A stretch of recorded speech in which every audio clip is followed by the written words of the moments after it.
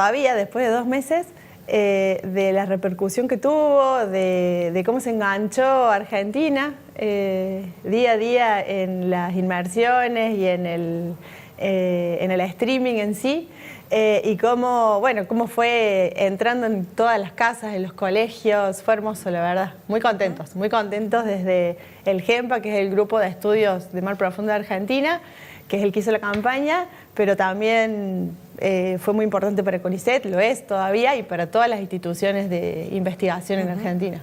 Particularmente trabajaste como especialista en unos animalitos invertebrados específicos, sí, en esta campaña, digo, que se llama asidias. ¿Asidias? ¿Asidias? Sí, asidias.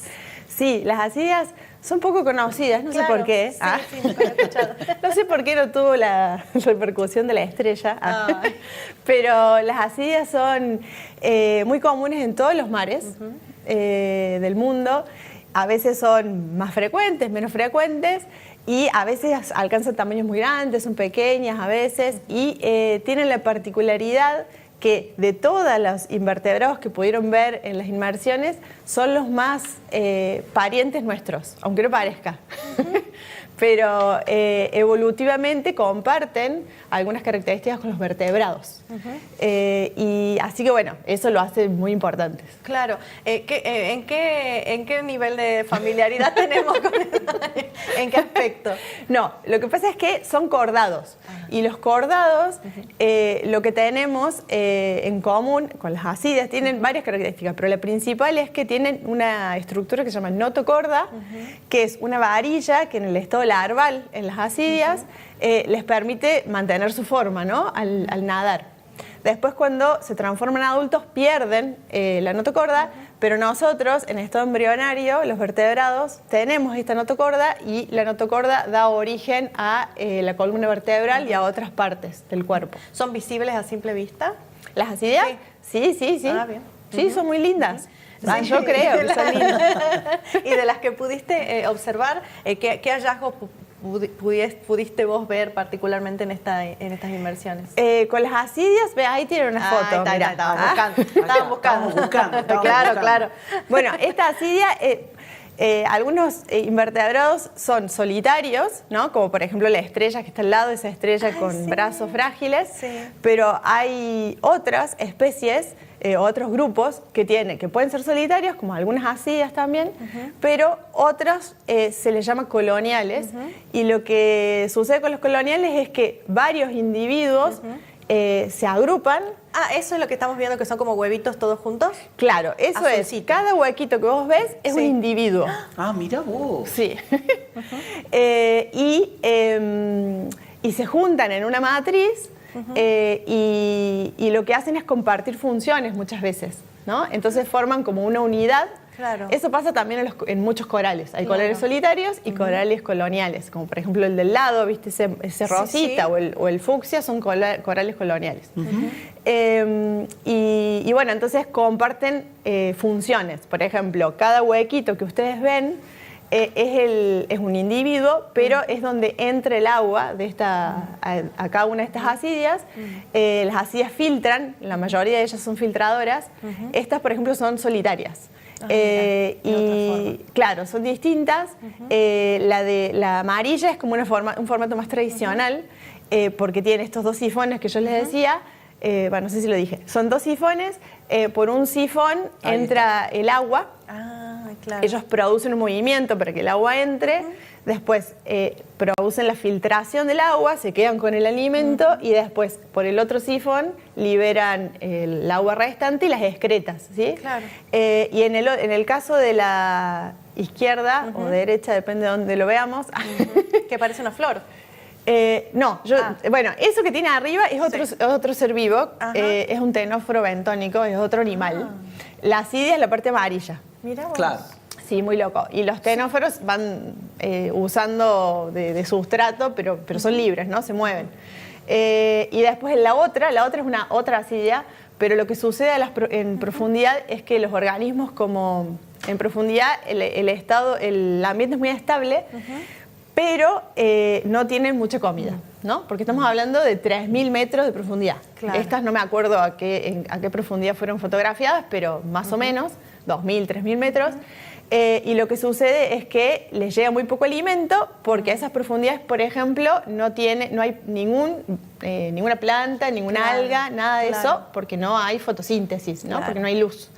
Entonces, tienen que buscar estrategias para poder comer, para poder alimentarse. Entonces, la asidia esa que veíamos, que tiene esa forma como rara, lo que hace es en vez de alimentarse con esto que les decía que genera un movimiento de agua y de entrada de agua, lo que hace es aumentar el tamaño de ese sifón y se transforma como en una boca. Ahí no se ve bien, pero hay unos videos hermosos en internet. La asidia abre esa boca, parece un clemente. ¿Ustedes se acuerdan de clemente? Bueno, sí. Parece un clemente. Entonces, cuando abre la boca, atrapa organismos vivos y así puede alimentarse, por ejemplo. Claro. ¿Y por qué te surgió la inquietud de específicamente estudiar este tipo de organismos? Bueno, en realidad yo lo fui heredando al grupo de estudio. Yo en realidad comencé a estudiar en mis inicios animales antárticos. Porque el grupo de trabajo en donde yo me desarrollo, ahí está la estrella famosa, estudiaban en Antártida. Así que yo trabajaba con otros organismos que son unos moluscos en Antártida. Y después con los años empecé a colaborar con las asidias y así fue que empecé. No es que yo tenía esa curiosidad. A mí siempre me gustaron los moluscos en general, pero bueno, uno se va enamorando de a poco. Cuando los va conociendo a los organismos y nada, también me parecen increíbles. ¿Por qué es importante estudiar este tipo de animales? De animales. Bueno, tiene mucha importancia conocer, para nosotros que Argentina, nosotros estamos acostumbrados a hablar de esta Argentina terrestre, ¿no? Larga, hasta Ushuaia y Quiaca, pero Argentina tiene mucho territorio que está cubierto por agua y que conocemos muy poco, lamentablemente. Conocer qué animales o qué seres vivos, ¿no? Depende de la profundidad que estamos hablando, viven en nuestras aguas, nos da mucha soberanía en realidad, ¿no? Una de las cuestiones es, por ejemplo, si llega a ocurrir, por ejemplo, un derrame de petróleo o algún tipo de desastre ecológico o cualquier tipo de actividad que se quiera plantear en el mar. Si nosotros no sabemos qué seres vivos había antes, no sabemos qué se va a perder ante un desastre, por ejemplo, ¿no? Y además hay muchos antecedentes de lugares en donde ha ocurrido esto, de derrames de petróleo, por ejemplo, y que no había estudios previos, entonces uno no sabe qué se perdió, pero en otros lugares sí, y por ejemplo se hacen juicios. Claro. Y bueno, también si uno conoce qué áreas, la diversidad que hay en algunas áreas, diversidad sería como la cantidad y la diferencia entre los organismos que viven, ¿no? Los seres vivos que viven en un lugar. Simplificando el concepto, ¿no? Porque es mucho más amplio.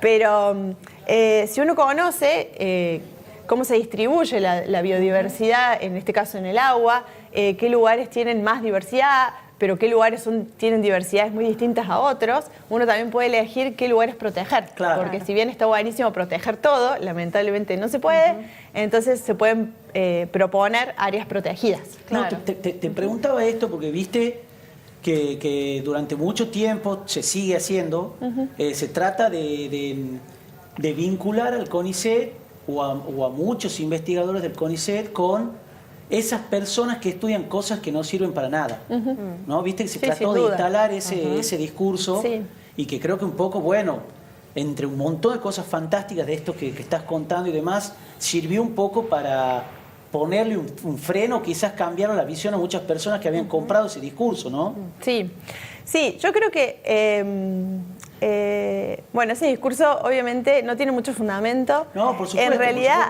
hay muchas... o sea, nosotros estamos muy acostumbrados a que todo tenga que tener un rédito rápido, ¿no? Bueno, de hecho, si hablamos de eso, hay un montón de gente que trabaja en CONICET que genera, ¿no? Esta ciencia aplicada que es la que estamos hablando.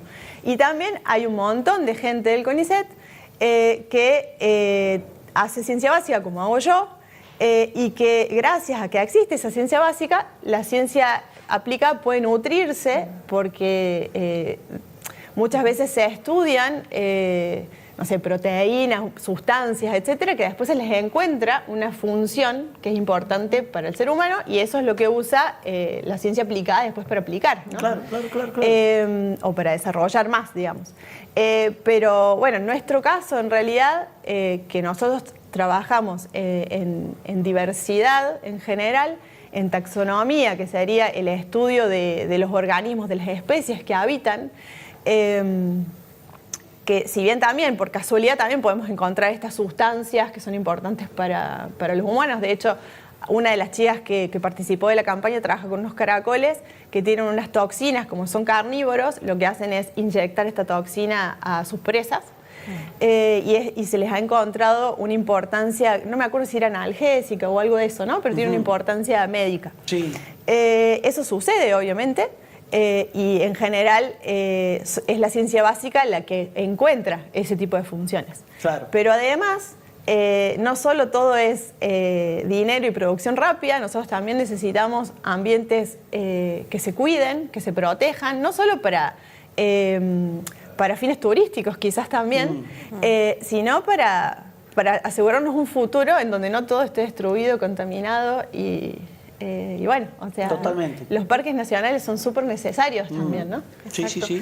Estuviste con muchas actividades desde que llegaste a Tucumán, también con la legislatura, vino acompañado, ¿no?, por el legislador Gabriel Shedlin. ¿Qué hiciste desde que llegaste? Un montón de cosas. Yo siento que estoy hace un mes. No, mentira. Bueno, a ver, primero fuimos a la Casa de Gobierno, fuimos recibidos por el vicegobernador, ahí fue la entrega de esta especie de premio, y después fuimos a la legislatura. Allí di una charla para más o menos 250, 300 niños de diferentes escuelas, así que fue hermoso. Ahí lo estamos viendo, mira. Ahí estamos viendo, sí. Había un montón de preguntas que quedaron sin responder, les pido disculpas. Pero bueno,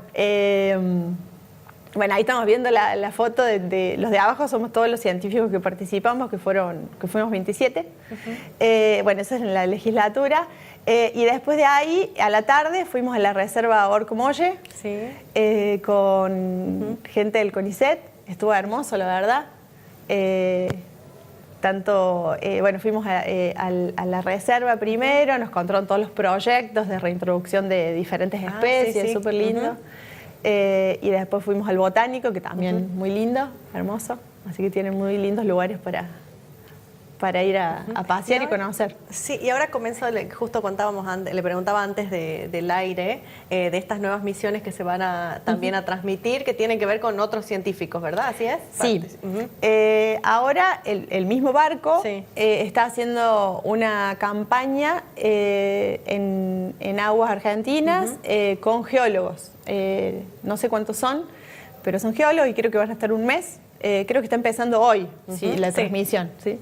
Y después, en diciembre, se hace un poco más al sur, creo que es en el Golfo San Jorge, pero puedo estar equivocándome mucho. Allí es una misión más biológica, es entre diciembre y enero, también dura un mes, y allí sí va a haber algunos de los chicos que estuvieron conmigo en la campaña, en esa campaña. Bien. Participando. Ahora están estudiando todo lo que extrajeron de allí, ¿verdad? ¿Vos también estás en esa etapa? Sí, todavía no empezamos, pero sí, lo que sucedió es que, bueno, las muestras tienen que quedar en el Museo Bernardino Rivadavia de Buenos Aires, pero por ahora nos la prestan para ir analizándola. Nosotros que estamos en Córdoba, necesitamos tener las muestras con nosotros, así que cada grupo, porque en la expedición participamos taxónomos, biólogos, pero de diferentes especialidades.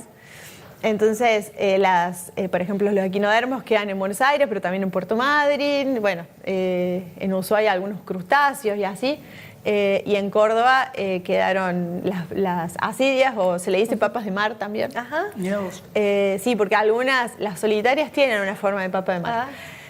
Así que bueno, ahora viene todo un trabajo bastante largo, porque bueno, esta es la parte como más divertida en realidad, bueno, todo es divertido, Claro. tiene como su parte interesante, pero bueno, la parte de poderlos ver En su hábitat, en su hábitat, claro. hábitat es increíble. Y bueno, ahora viene todo un proceso de trabajo. Nosotros, bueno, depende del organismo, es lo que se hace Claro. para identificarlo, pero nosotros en Córdoba lo que hacemos es, por un lado trabajamos con ADN, que es más lo que hago yo. Extraemos ADN y tratamos de identificar a qué especie pertenece ese organismo, y lo mismo hace mi colega que trabaja con la morfología. Entonces, a través de lupa, microscopio, etcétera, tratan de identificar a qué especie pertenecen, si la especie es conocida ya para la ciencia o es nueva para la ciencia, y también si ya era conocida, si ya se sabía que estaba en ese lugar, o se amplía la distribución, ¿no?, de la especie. Bueno, gracias, Carla, Muchas gracias. y felicitaciones. Dale, Por el muchas trabajo y gracias, por todo el muchas trabajo gracias. que están haciendo los investigadores, y en vos, tanto de tu área como todos los investigadores del país, que le ponen mucho y con mucho pulmón también en el CONICET, en todas las áreas. Sí, muchas gracias. Muchas No, gracias por por la favor, a vos. invitación.